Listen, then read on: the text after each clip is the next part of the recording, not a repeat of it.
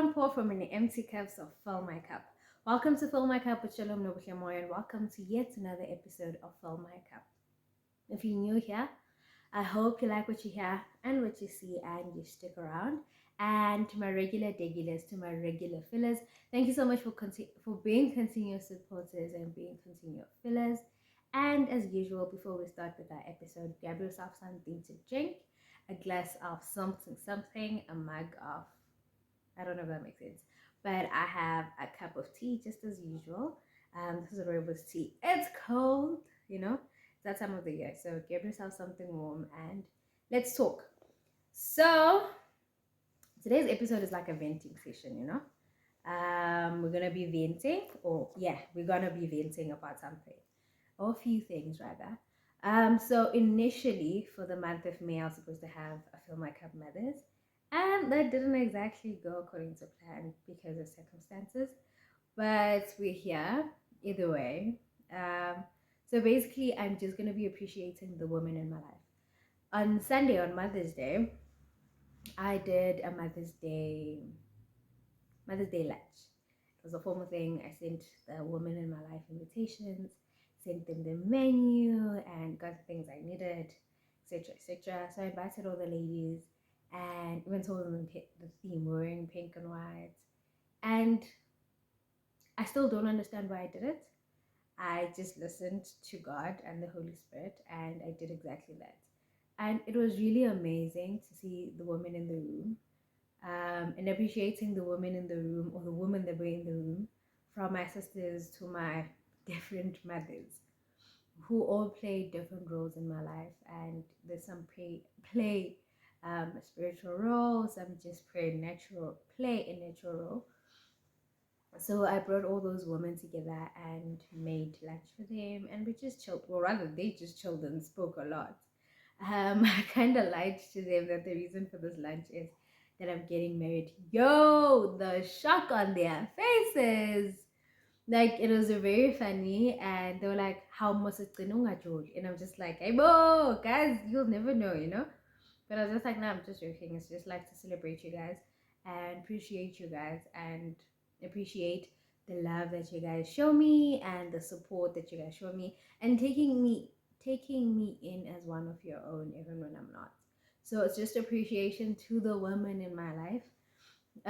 Also, not just like the ones that play motherly roles, but also my sisters and my friends. Um, my sisters, I have a lot of sisters, by the way. I have a lot of those, and I love them. I love them. I don't always play the greatest big sister role.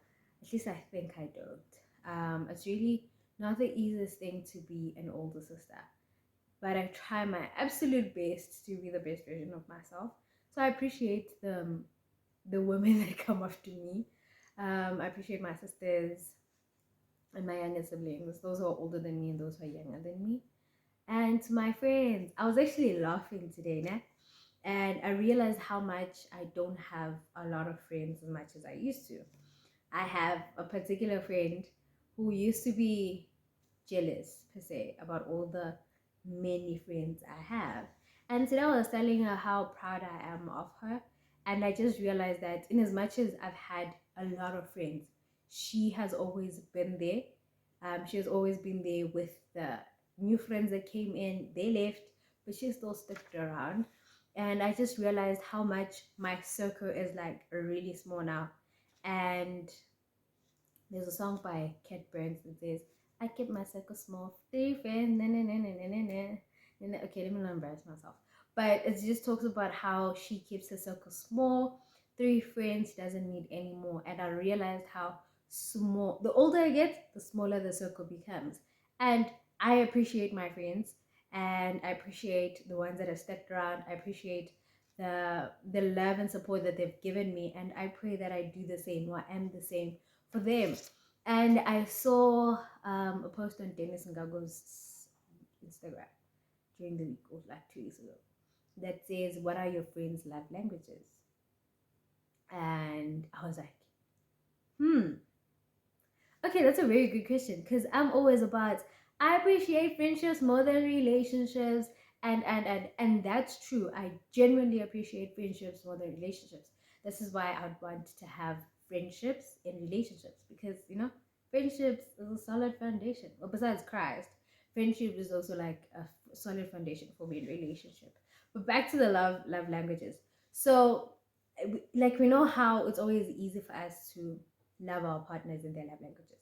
The five love languages: active service, gift giving, quality time, physical touch, and what did I miss? Active service, quality time, physical touch, words of affirmation, and gift giving, right? And for me, my love languages are quality time, gift giving, physical touch, no man, words of affirmation, quality time, gift giving, and then the list photo. And I also have another love language, which is music. So I also appreciate or receive love through music. But I don't think a lot of people know that, because the only people that probably know is the people that, the relationship people. But then I realized that I've been loving my friends not in the right way. I have not been loving my friends in their love languages. So I asked my friends what were their love languages, and they replied. And I just realized how we're too focused on loving, sorry, we're too focused on loving um, our partners the right way, or hoping they love us the right way, but we don't love our own friends. They don't love us also in the way that we also want to be loved. And which is, a learning curve for all of us. So I'm learning, still learning how to love my friends, and how they want to be loved, and all of that. And then that made me realize the different seasons that we go through. How friends stick it out, né? Certain friends stick it out through and through. I was talking about how autumn is the season where you're all alone and you don't have people. But then in autumn, some trees have leaves. And I feel like those trees represent the friends that stick it out, that stick around, and that stay with us. And through and through, those friends, they hold you down, and those friends are there for you to in every season. And I appreciate the people, the friends, especially the women. Shout out to the guys in my life. Shout out, because wow, shout out to the guys in my life.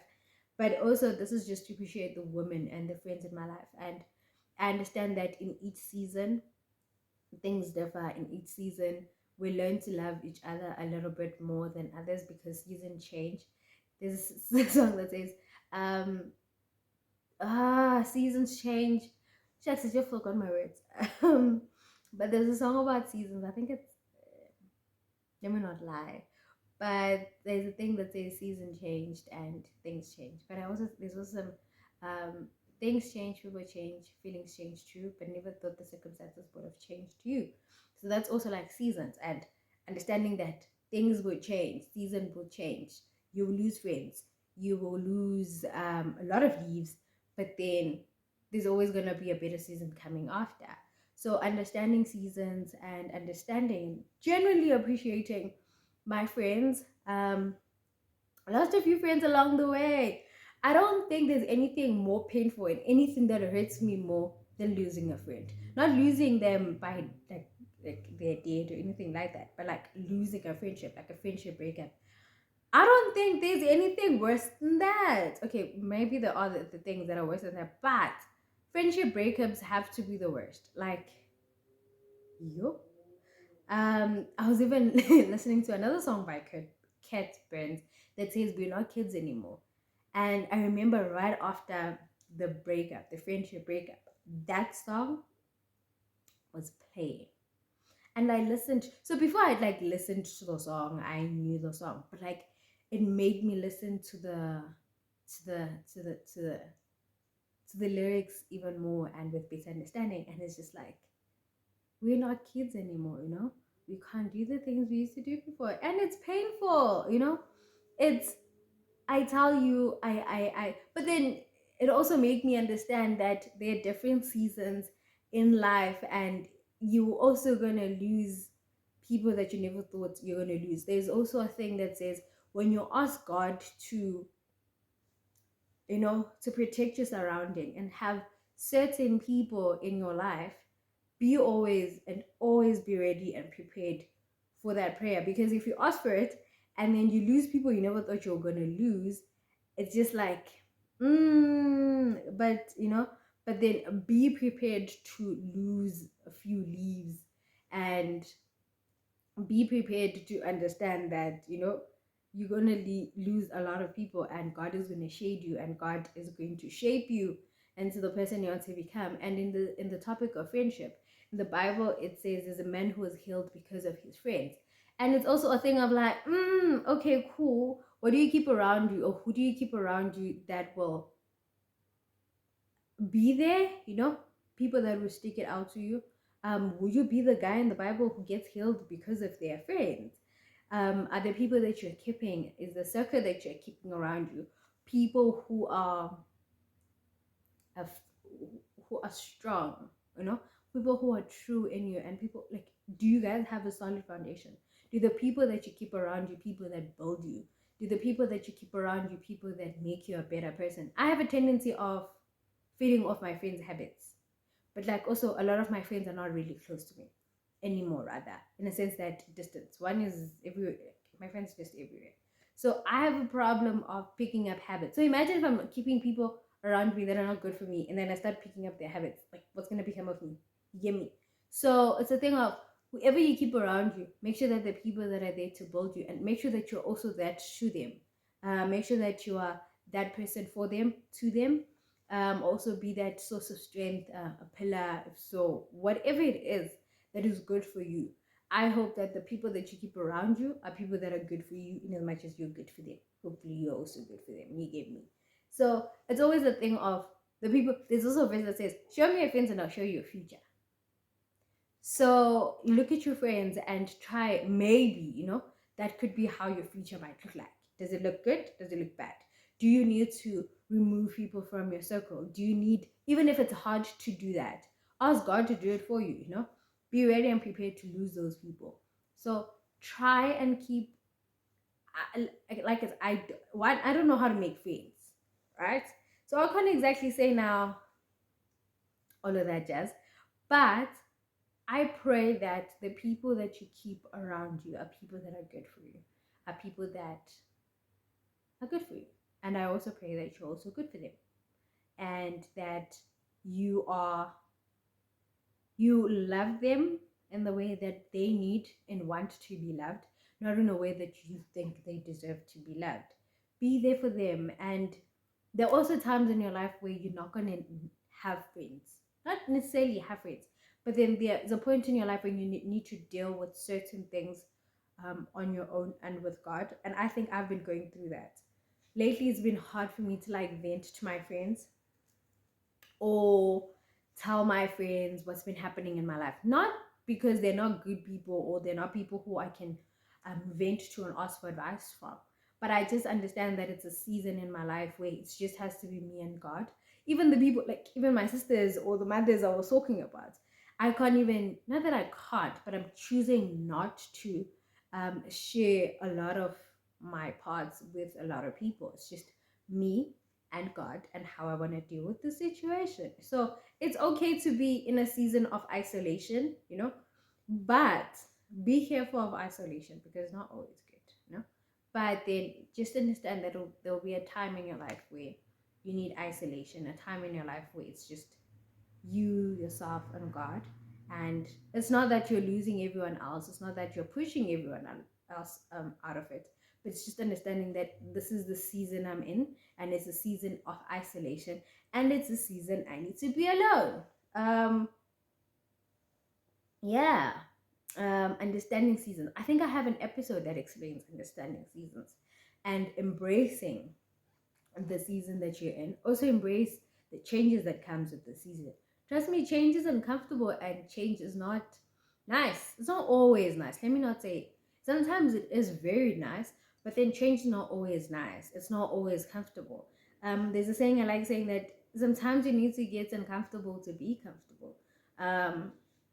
Sometimes you need to shed a lot of, you should need to shed a little for you to become a better person. So understanding seasons, understanding the people that you have in your life, understanding your circle, and understanding and also loving the people that are in your life, right? And the way they need to be loved.